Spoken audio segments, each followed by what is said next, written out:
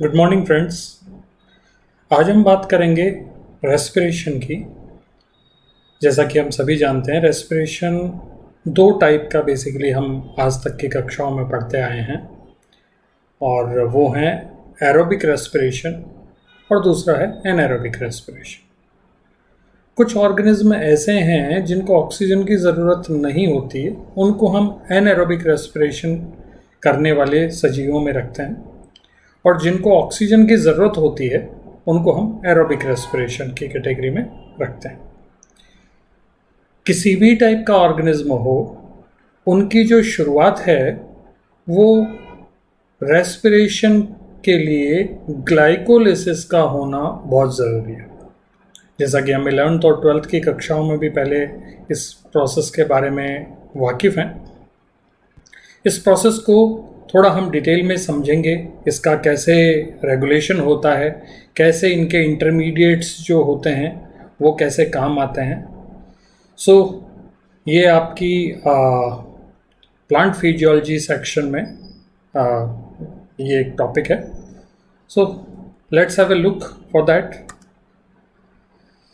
सबसे पहले हमें ये समझने की ज़रूरत है, जो हम जानते हैं कि सभी सजीवों के लिए ऑर्गेनिक मॉलिक्यूल का होना बहुत ज़रूरी है। As we know very well that our evolution is called organic evolution. Why it is called organic evolution? Why ये chemistry is called organic chemistry? Because that chemistry is dependent on the organization, because the carbon is the central atom that can make the chains, that can make the branches, because it has 4 valencies. कहने का मतलब ये है कि वो तमाम molecules जिनको organise किया जाता है, उन सभी मॉलिक्यूल्स को हम यूजुअली ऑर्गेनिक मॉलिक्यूल कन्वेंशनली कहा करते हैं, और हम सभी सजीवों में ऐसे ही मॉलिक्यूल ऑर्गेनाइज होकर मैक्रो मॉलिक्यूल्स बने, फिर कोशिकांग बने, फिर कोशिकाएं बनी, फिर उनसे ऊतक बने, दैट इज़ टिश्यू, और उसके बाद में ऑर्गन्स, और फिर हमारा पूरा बॉडी स्ट्रक्चर बना। ये किसी भी लेवल पे हो जाए, लेकिन ऑर्गेनाइजेशन हमेशा मेंटेन रहेगा। Since we all living beings on the earth are dependent directly or indirectly on the organic molecules, our emphasis must be on the fact that how we should utilize the organic molecule. जैसा हम सभी जानते हैं कि सभी सजीवों को जीने के लिए एनर्जी की ज़रूरत होती है, ऊर्जा की ज़रूरत होती है। अब ये ऊर्जा यूजुअली ऑर्गेनिक मॉलिक्यूल से ड्रॉ करी जाती है। कुछ ऐसे भी ऑर्गेनिज्म हैं जो ऑर्गेनिक मॉलिक्यूल पे डिपेंडेंट नहीं होते, वो इनऑर्गेनिक कार्बन को ही कैप्चर कर लेते हैं। और जैसा कि हम पिछले सेक्शन में बहुत डिटेल में पढ़ चुके हैं, फोटोसिंथेसिस करने वाले यानी फोटो ऑटोट्रॉफ्स, यानी पेड़ पौधे, एल्गी, ये जितने भी हैं, इनको ऑर्गेनिक मॉलिक्यूल की डायरेक्ट डिपेंडेंसी नहीं है। ये अपना ऑर्गेनिक मॉलिक्यूल खुद बनाते हैं, लेकिन उस बनाने के बाद उस ऑर्गेनिक मॉलिक्यूल को वो यूटिलाइज करते हैं। तो ये जो यूटिलाइजेशन का दौर है, जो हम खाना खाते हैं, उस खाने के साथ में क्या होता है, वो हमें एनर्जी कैसे देता है, इस प्रोसेस को सेल्यूलर लेवल पे जब हम पढ़ते हैं, इस प्रोसेस को हम कहते हैं रेस्पिरेशन। तो रेस्पिरेशन की जो सबसे पहली मेजर स्टेप है, दैट इज कॉल्ड ग्लाइकोलाइसिस। हम सभी अच्छे से वाकिफ हैं इस बात से भी कि ज़्यादातर जो ऑर्गेनिज्म हैं वो ग्लूकोज को major source of energy consider करते हैं। ग्लूकोज को वो लेते हैं, चाहे उनको कोई भी ऑर्गेनिक मॉलिक्यूल दे दिया जाए, वो उन सभी ऑर्गेनिक मॉलिक्यूल को एक स्टेज में जाके ग्लूकोज में कन्वर्ट करते हैं, और फिर उस ग्लूकोज का रेस्पिरेशन एक्टिविटीज़ के थ्रू वो उसकी जो एनर्जी है, उसकी जो बॉन्ड की एनर्जी है, उस बॉन्ड की एनर्जी को वो यूटिलाइज करते हैं। ग्लाइकोलाइसिस प्रोसेस का जो थीम है वो ये है कि एक ग्लूकोज मॉलिक्यूल से कैसे एनर्जी को काम में लिया जाएगा। तो एक सिंगल ग्लूकोज मॉलिक्यूल का तकरीबन 10 एंजाइमेटिकली कैटालाइज्ड रिएक्शंस में चैनलाइज करते हैं, और उससे 2 पायरुवेट बनते हैं जो कि दोनों 3-3 कार्बन के हैं। जैसा हम जानते हैं ग्लूकोज 6 कार्बन का है, तो ये 3-3 कार्बन के 2 प्रोडक्ट बनाएगा। जब ये प्रोसेस हो रही होगी तब उसी के साथ में जो ग्लूकोज के बॉन्ड की जो फ्री एनर्जी है वो एनर्जी भी कंजर्व कर दी जाएगी एटीपी और NADH के फॉर्म में, और NADH फाइनली ऑक्सीडेटिव फॉस्फोरिलेशन के थ्रू ATP बनाएगा। सो अल्टीमेटली एनर्जी ग्लूकोज से ATP के फॉर्म में ड्रॉ कर ली जाती है। इसका मतलब ये हुआ कि इस ग्लाइकोलाइसिस प्रोसेस में जो फॉस्फोरिलेशन रिएक्शंस हैं वो कपल्ड है ना। तो अगर हम इस वर्ड को देखें तो ये एक ग्रीक वर्ड है जिसमें ग्लाइकस का मतलब स्वीट है यानी मीठा यानी शुगर्स, और लाइसिस का मतलब होता है लूजनिंग, या तो हम यूं कहते हैं कि तोड़ना। तो शुगर को तोड़ने की जो प्रोसेस है उसको क्या कहा गया? ग्लाइकोलाइसिस। क्योंकि ग्लाइकोलाइसिस को 3 अलग अलग साइंटिस्ट ने डिस्कवर किया था, और ये बहुत इंपॉर्टेंट पार्ट है क्योंकि जो भी लिविंग ऑर्गेनिज्म का कोई पहला मेटाबॉलिक पाथवे है जिसको बहुत अच्छे तरीके से समझा गया वो ग्लाइकोलाइसिस ही है। और इन वैज्ञानिकों के, इन डिस्कवरर्स के नाम पर ही इसको हम EMP पाथवे कहते हैं, एम्बेडन, मेयरहोफ एंड पैरनेस पाथवे। ये तीनों साइंटिस्ट थे। सो ये ग्लाइकोलाइसिस का एक बेसिक ओवरव्यू हमने कंसिडर किया। अब इस प्रोसेस को थोड़ा और डिटेल में अगर हम समझें तो हमें ये समझ में आता है, जैसा हम ऑलरेडी डिस्कस कर चुके हैं, कि चाहे एनारोबिक ऑर्गेनिज्म हो चाहे एरोबिक ऑर्गेनिज्म हो, दोनों में ही रेस्पिरेशन की शुरुआत ग्लाइकोलाइसिस से होती है। इसका मतलब ये है धरती पे मिलने वाले ऑलमोस्ट सभी सजीवों को जिनको अभी तक स्टडी किया गया है उनमें ग्लाइकोलाइसिस सेंट्रल पाथवे है ग्लूकोज कैटाबॉलिज्म के लिए। सो जब सभी में है इसलिए इस ग्लाइकोलाइसिस को यूनिवर्सल सेंट्रल पाथवे कहा जा सकता है।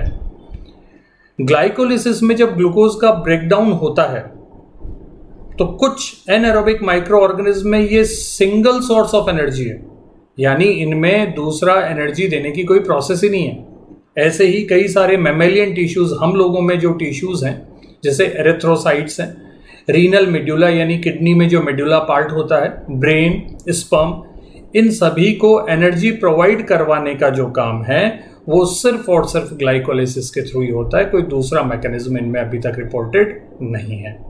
इसी तरीके से काफ़ी सारे प्लांट हैं जिनमें स्टार्च के फॉर्म में एनर्जी को स्टोर किया जाता है या शुगर्स को स्टोर किया जाता है।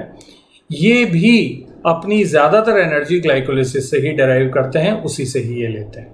तो हमें ये समझ में आ रहा है कि ग्लाइकोलाइसिस जिंदगी के लिए कितना ज़्यादा ज़रूरी है। So that is the really most important part for the energy drawing mechanism of any organism. अब अगर हम इसकी एवोल्यूशनरी पॉइंट ऑफ व्यू से बात करें तो अगर हम इवोल्यूशन में पहले जाएं तो धरती पे पहला लिविंग ऑर्गेनिज्म जो रिपोर्टेड माना जाता है वो तकरीबन 4 बिलियन ईयर्स एगो माना जाता है। 4 बिलियन ईयर्स एगो के आसपास जो भी ऑर्गेनिज्म था उस टाइम पे धरती पर एटमॉस्फेयर में ऑक्सीजन बहुत कम था। तो ज़्यादातर जो ऑर्गेनिज्म जो पानी में पैदा हुए उनको ऑक्सीजन नहीं मिलने की वजह से वो एरोबिक रेस्पिरेशन करने में कैपेबल नहीं थे। इसका मतलब वो डेफिनेटली एनारोबिक क्रिएचर्स थे।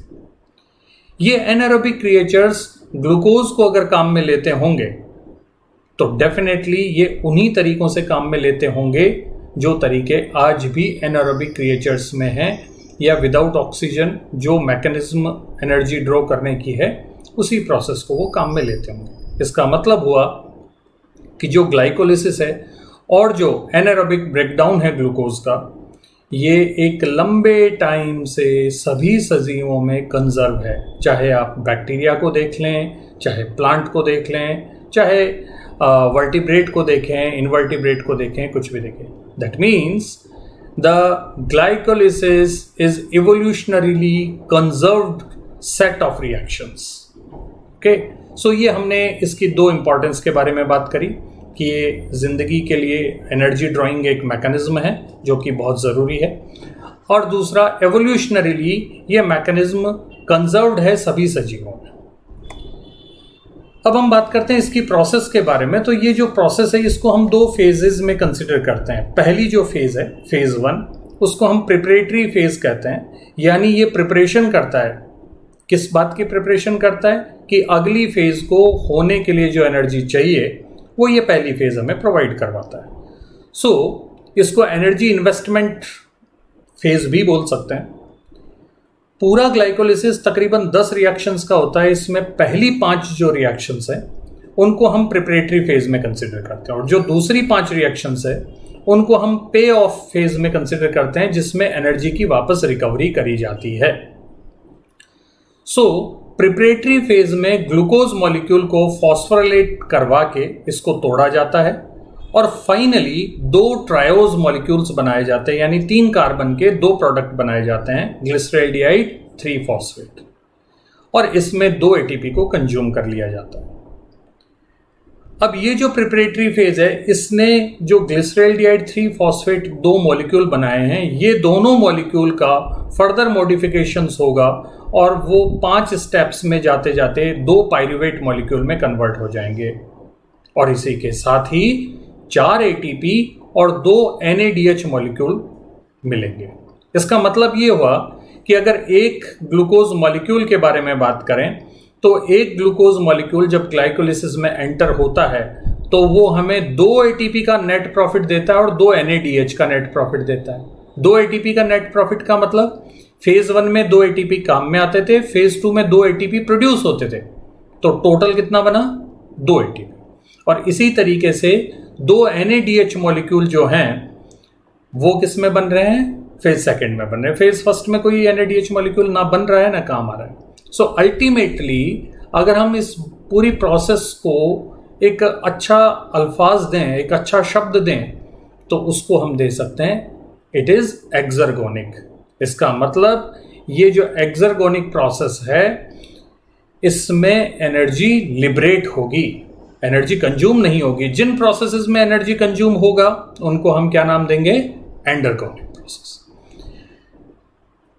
ग्लाइकोलिसिस के जितने भी एंजाइम्स हैं, जो 10 रिएक्शंस हैं, वो सारी की सारी एंजाइमेटिकली कैटालाइज्ड हैं।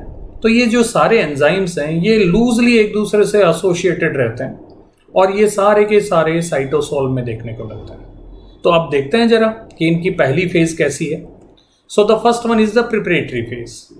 अगर हम इस डायग्राम में राइट साइड में देखें तो एक बहुत ही सिंबॉलिक फॉर्म में 4-5 रिएक्शंस का नाम लिखा हुआ है: phosphorylation, isomerization, phosphorylation, cleavage and again isomerization. अगर हम इसको डिटेल में देखना चाहें तो लेफ्ट हैंड साइड में हमने कंसिडर कर रखा है, जिसको हम अच्छे से समझने की कोशिश करते हैं, कि ग्लूकोज का एटीपी के साथ में रिएक्शन करवाता है और एंजाइम होता है हेक्सोकाइनेज।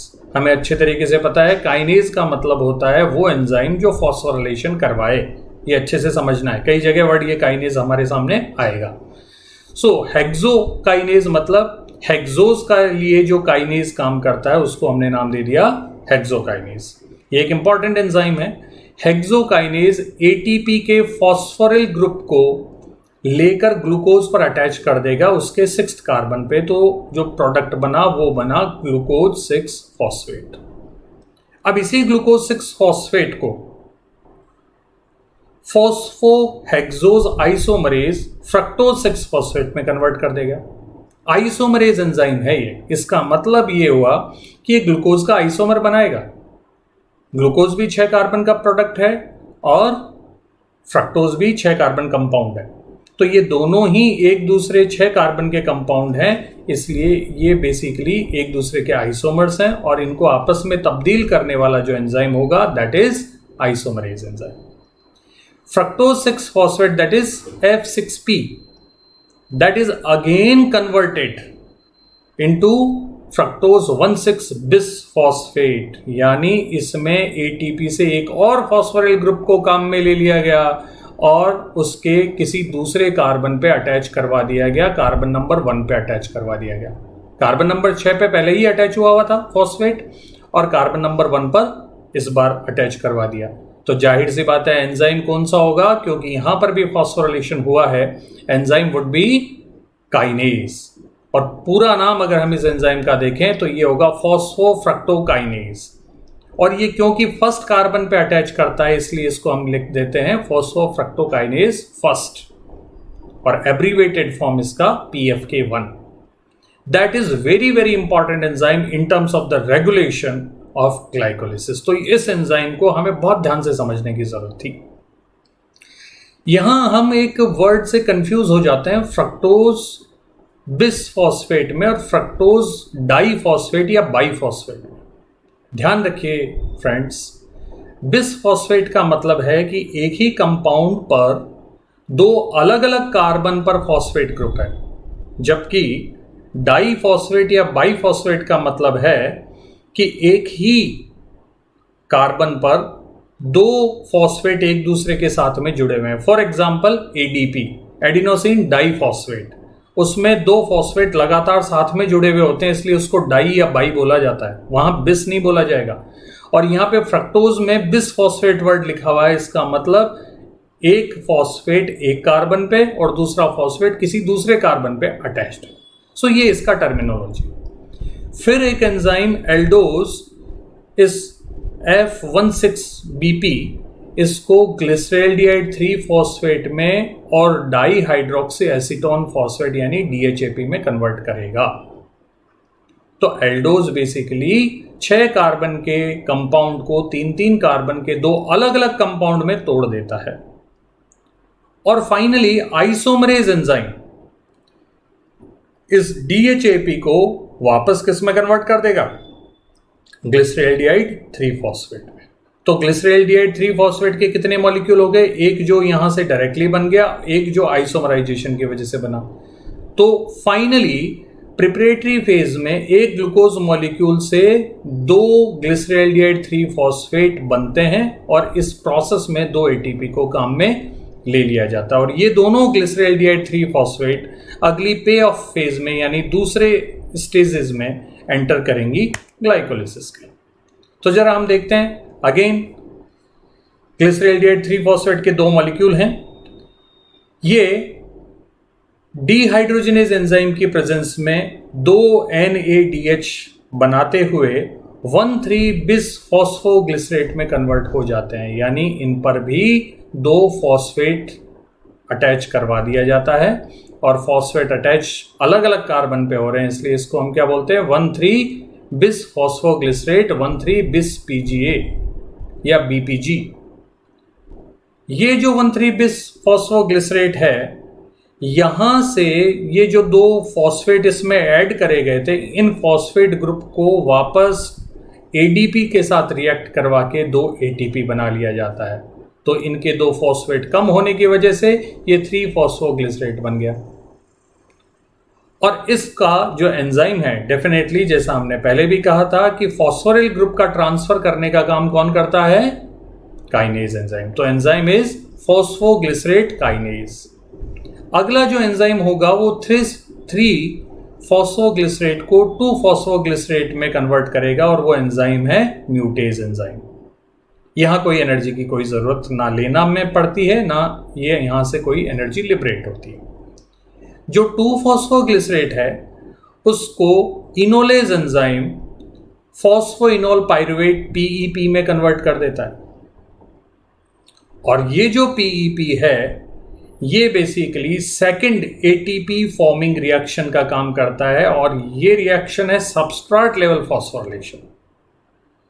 आप यहां पर भी देखेंगे 1,3 बिस फॉस्फोग्लिसरेट ये भी 2 ATP को प्रोड्यूस करवाता है और फॉस्फोइनोल पाइरुवेट भी 2 ATP को प्रोड्यूस करवाता है। सबस्ट्रेट लेवल फॉस्फोरिलेशन जो फिनोमेना है, ये एक इंपॉर्टेंट फिनोमेना। इसका मतलब है कि जो एंजाइम का सबस्ट्रेट है वही फॉस्फेट ग्रुप देगा ADP को और ATP लिबरेट हो जाएगा।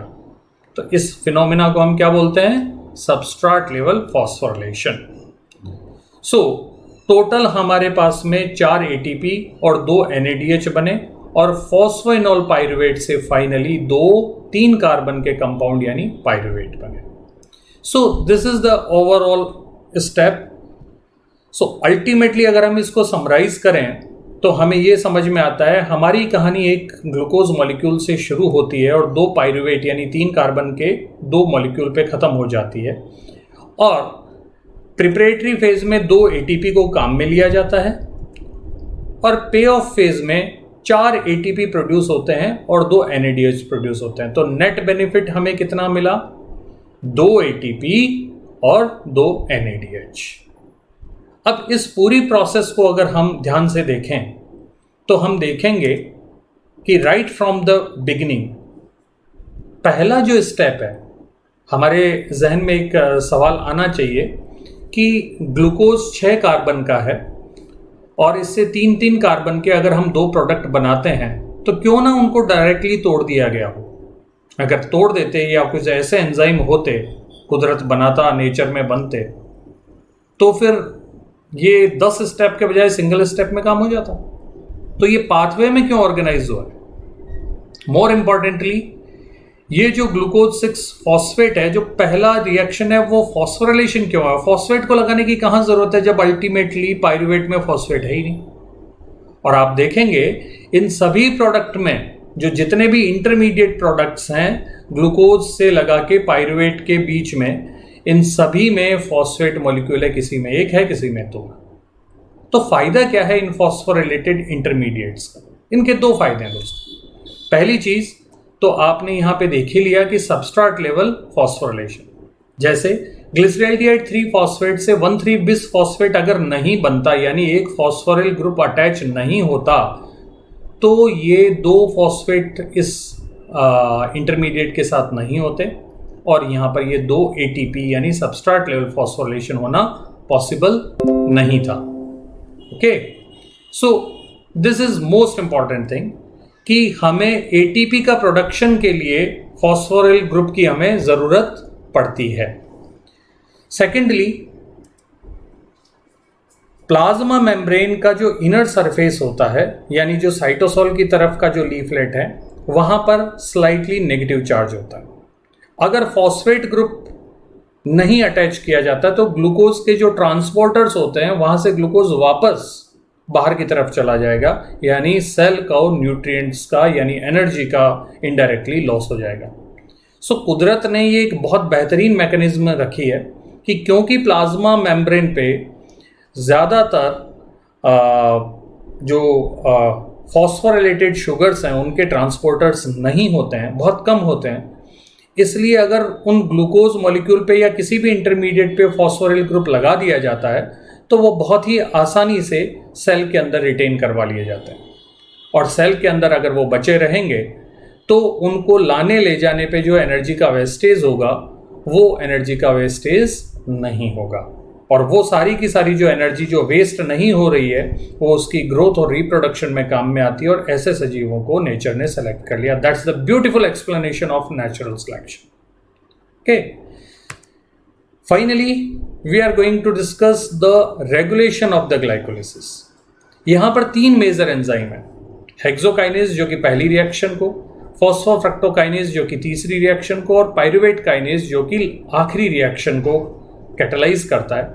इन सभी का एलोस्टेरिक रेगुलेशन होता है, और ये बेसिकली कार्बन का जो फ्लो है इस पाथवे में उसको भी कंट्रोल करता है। सो इन तीनों में से भी अगर हम देखें कि एलोस्टेरिक रेगुलेशन के अलावा और कोई रेगुलेशन होता है तो PFK1 फॉस्फोफ्रक्टोकाइनेज ये एक रेगुलेशन का मेजर पॉइंट है, और इसका रेगुलेशन 2 तरीके से हो सकता है। जैसा हमने अभी बात करी कि इनका एलोस्टेरिक रेगुलेशन होता है, तो इसके लिए एलोस्टेरिक रेगुलेशन का मतलब एक्टिव साइट के अलावा भी एक ऐसा साइट होता है जहां पे कोई सबस्ट्रेट के अलावा दूसरा मॉलिक्यूल आके बाइंड कर जाता है, लिगेंड आके बाइंड कर जाता है, जिसको हम मॉड्यूलेटर कहते हैं। सो वो बाइंड करके उस एंजाइम की एक्टिविटी को रेगुलेट करता है। तो PFK1 के लिए जो एक्टिवेटर का काम करेगा वो है फ्रक्टोज 2,6 बिस फॉस्फेट। ध्यान रखिए ये 1,6 बिस फॉस्फेट नहीं है, यानी इंटरमीडिएट नहीं है, ये कोई 2,6 बिस फॉस्फेट है जो कि इस पाथवे में किसी भी इंटरमीडिएट के फॉर्म में नहीं होता। ये एलोस्टेरिकली PFK1 को एक्टिवेट करता है, यानी जब ये जुड़ता है तो PFK1 काम अच्छे से करता है।